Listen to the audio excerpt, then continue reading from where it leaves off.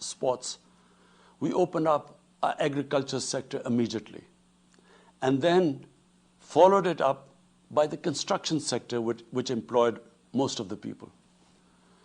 At the same time, and this is despite financial constraints, my government deployed $8 billion, unprecedented amount, for our health services, plus support the poorest and most vulnerable households with direct cash payments through SARS program, and then subsidies to the small businesses. Even though our smart lockdown was heavily criticized in the beginning, but thanks to the Almighty Allah's grace, we have not only managed to control the virus, stabilize our economy, but most importantly, we have been able to protect the poorest segment of the society from the worst fallout of the lockdown. Today, Pakistan's response is cited among the success stories in controlling and responding to the pandemic. However, we are still not out of the woods, like no country is out of the woods today. But Mr. President, it was obvious from the outset that developing countries would need fiscal space to respond to and recover from the COVID crisis. Debt relief is one of the best ways to create that fiscal space for developing countries. Therefore, in early April, I called for a global initiative on debt relief. We appreciate the G20's official debt suspension initiative and the emergency and rapid financing offered by the IMF, World Bank, Asian Development Bank, and UN agencies. This, however, is not going to be enough. The IMF has estimated that developing countries will need over $2.5 trillion to respond and recover from the crisis. The official debt suspension will need to be extended and expanded. Additional debt relief measures will also be needed. Development banks should ensure adequate financial inflows. Rich countries have generated over $10 trillion to finance their own response and recovery. They should support the creation of at least $500 billion in new special drawing rights for the developing world. Mr. President, in my address to the General Assembly last year, I had highlighted the tremendous damage that illicit financial flows from developing countries to rich countries and to offshore tax havens cause. This leads to the impoverishment of the developing nations. Money that could be used towards human development is siphoned off by corrupt elites. The loss of foreign exchange causes currency depreciation. That in turn leads to inflation and poverty. The quest for getting back these stolen resources is nearly impossible, given the cumbersome procedures. Moreover, the powerful money launderers have access to the best lawyers. And sadly, because they are the beneficiaries, there is a lack of political will in the rich countries to curb this criminal activity. Mr. President, if this phenomena is unaddressed, it will continue to accentuate the inequality between the rich and the poor nations, and eventually will spark off a bigger global crisis, a far bigger global crisis than the present migration issue poses. The rich states cannot hold forth on human rights and justice when they provide sanctuary to money launderers, to their looted wealth. There are robust anti-money laundering and anti-terror financing regimes. I call upon this Assembly to take the lead in efforts to build a global framework to stem the illicit financial flows and ensure speedy repatriation of stolen wealth. It is important to realize that the aid that flows from rich countries to the developing world is minuscule compared to the massive outflows by our corrupt elites. President, this year I must again reiterate the threat posed to mankind due to climate change. Unprecedented fires in Australia, Siberia, California, Brazil. Unprecedented floodings in various parts of the world. Record temperatures, even in the Arctic Circle. This should make all of us worried for our future generations. Commitments made through the Paris agreements must be fulfilled. In particular, the commitment to mobilize $100 billion annually as climate finance. Pakistan's contribution to carbon emissions is minimal, but it is one of those countries most affected by climate change. Yet, we have decided to take the lead as we consider addressing climate change a universal responsibility. We have launched an extremely ambitious program to plant 10 billion trees in the next 3 years as a contribution to mitigating the effects of climate change. Mr. President, the pandemic was an opportunity to bring humanity together. Unfortunately, it has instead fanned nationalism, increased global tensions, and given rise to racial and religious hatred and violence against vulnerable minorities in several places. These trends have also accentuated Islamophobia. Muslims continue to be targeted with impunity in many countries. Our shrines are being destroyed. Our Prophet Muhammad sallallahu alaihi wasallam insulted. The Holy Quran burnt. And all this in the name of freedom of speech. Incidents in Europe, including republication of blasphemous sketches by Charlie Hebdo, are recent examples. We stress that willful provocations and incitement to hate and violence must be universally outlawed. This assembly should declare an international day to combat Islamophobia and build a coalition to fight the scourge that splits humanity. Mr. President, the one country in the world today where I'm sad to say the state sponsors Islamophobia, and that is India. The reason behind this is the RSS ideology that unfortunately rules India today. This extremist ideology was founded in the 1920s. The RSS founding fathers were inspired by the Nazis, and they adopted their concepts of racial purity and supremacy. While the Nazis' hate was directed at the Jews, the RSS directs it towards the Muslims and to a lesser extent, the Christians. They believe that India is exclusively for Hindus and others are not equal citizens. The secularism of Gandhi and Nehru has been replaced by the dream of creating a Hindu Rashtra by subjugating, even cleansing, India's 200 million Muslims and other minorities. In 1992, the RS destroyed the Babri Masjid. In 2002, some 2,000 Muslims were slaughtered in Gujarat, and this was under the watch of Chief Minister Modi. In 2007, over 50 Muslims were burnt alive by RSS arsonists aboard the Samjhauta Express train. In Assam, around 2 million Muslims face the prospects of being arbitrarily stripped of their nationality through the adoption of discriminatory laws.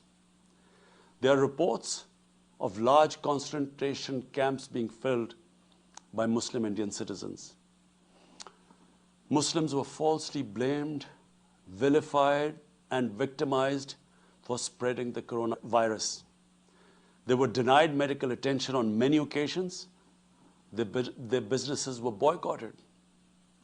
Cow vigilantes attack and kill Muslims with impunity. Last February, Muslims faced targeted killings with police complicity in New Delhi.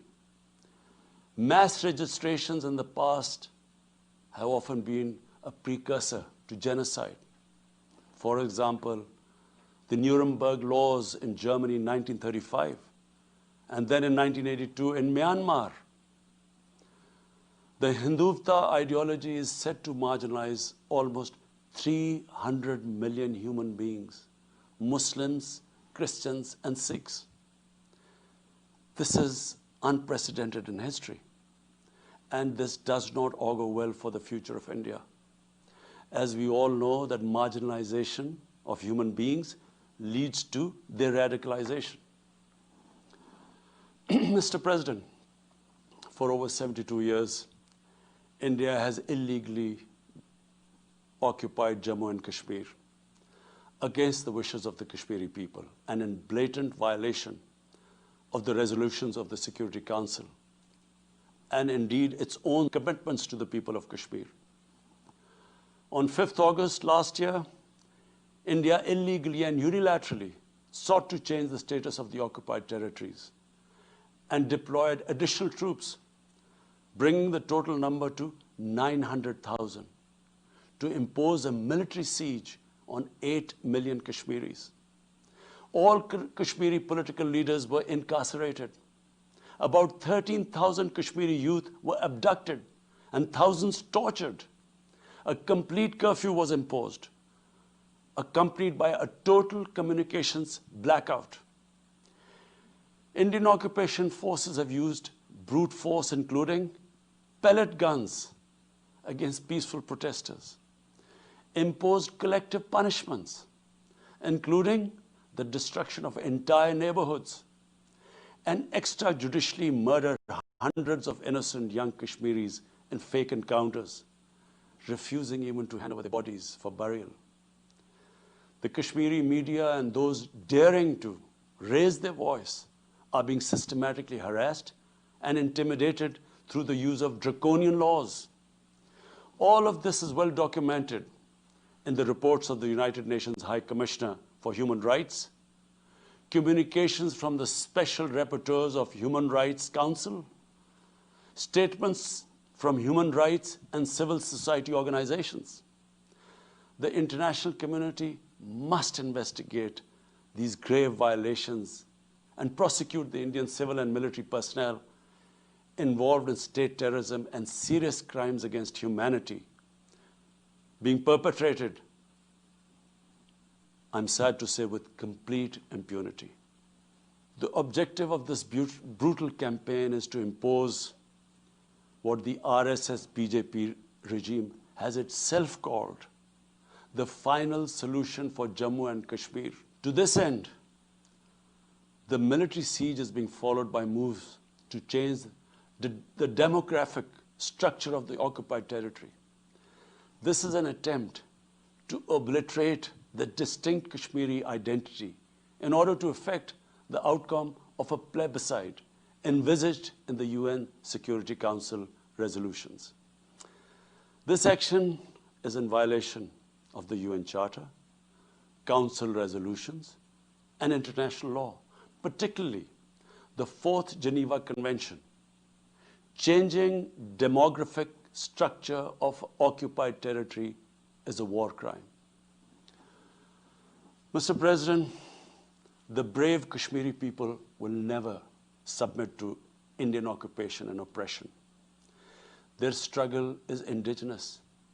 They are fighting for a just cause, and generation after generation have laid down their lives to rid themselves of Indian occupation. The government and people of Pakistan are committed to standing by and supporting the Kashmiri brothers and sisters in the legitimate struggle for self-determination. Mr. President, in order to divert attention from its illegal actions and atrocities in Indian-occupied Jammu and Kashmir, India is playing a dangerous game of upping the military ante against Pakistan in a nuclearized environment. Despite constant Indian provocations and ceasefire violations along the line of control and the working boundary, targeting innocent civilians, Pakistan has exercised maximum restraint. We have consistently sensitized the world community about a false flag operation and another ill-conceived misadventure by India. My parents, Mr. President, were born in the colonial India, and I was the first generation that grew up in an independent Pakistan. I want to make it clear that any attempt by the fascist, totalitarian, RSS-led Indian government to aggress against Pakistan will be met by a nation that will fight for its freedom to the end.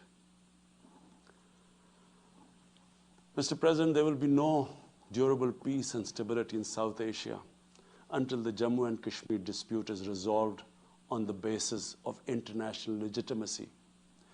Kashmir has been rightly described as a nuclear flashpoint. The Security Council must prevent a disaster conflict and secure the implementation of its own resolutions, as it did in the case of East Timor. The Council has considered the situation in Jammu and Kashmir 3 times in the past year. It must take appropriate enforcement actions. It must also take steps to protect the Kashmiris from an impending genocide by India. Pakistan has always called for a peaceful solution. To this end, India must rescind. To reach this end, India must rescind the measures it has instituted since 5th August 2019, end its military siege and other gross human rights violations, and agree to resolve the Jammu and Kashmir dispute in accordance with the relevant UN Security Council resolutions, and of course, the wishes of the people of Kashmir. Mr. President, Pakistan's desire for peace in our region is also manifest in our efforts to promote a political solution in Afghanistan. I have consistently maintained over the past 2 decades that there is no military solution to the conflict in Afghanistan. The only way forward was and is a political settlement, which involves the full spectrum of Afghanistan's political actors. Pakistan fully facilitated the process that culminated in the US-Taliban peace agreement on 29 February 2020. Pakistan is deeply gratified that it has fulfilled its part of the responsibility. The Afghan leaders must now seize this historic opportunity to achieve reconciliation and restore peace in the war-torn country. Through the intra-Afghan negotiations that commenced on 12th of September, they must work out an inclusive, broad-based, and comprehensive political settlement. The process must be Afghan-led and Afghan-owned, and without any interference or outside influence. Early return of Afghan refugees must be part of this political solution. After almost 2 decades of war, it is imperative not to allow spoilers within and outside Afghanistan to subvert the peace process. Peace and stability in Afghanistan will open new opportunities for development and regional connectivity. Mr. President, Palestine remains a festering wound. A just and lasting settlement is indispensable for the Middle East and actually the world. Illegal annexations of Palestinian territory, the building of illegal settlements, and the imposition of inhuman living conditions on the Palestinian people, especially in Gaza, cannot bring peace to a troubled region. Pakistan continues to support a 2-state solution in line with the UN General Assembly and Security Council resolutions within the international agreed parameters, and they are pre-1967 borders, and Al-Quds, Al-Sharif as the capital of a united, contiguous, and independent Palestinian state.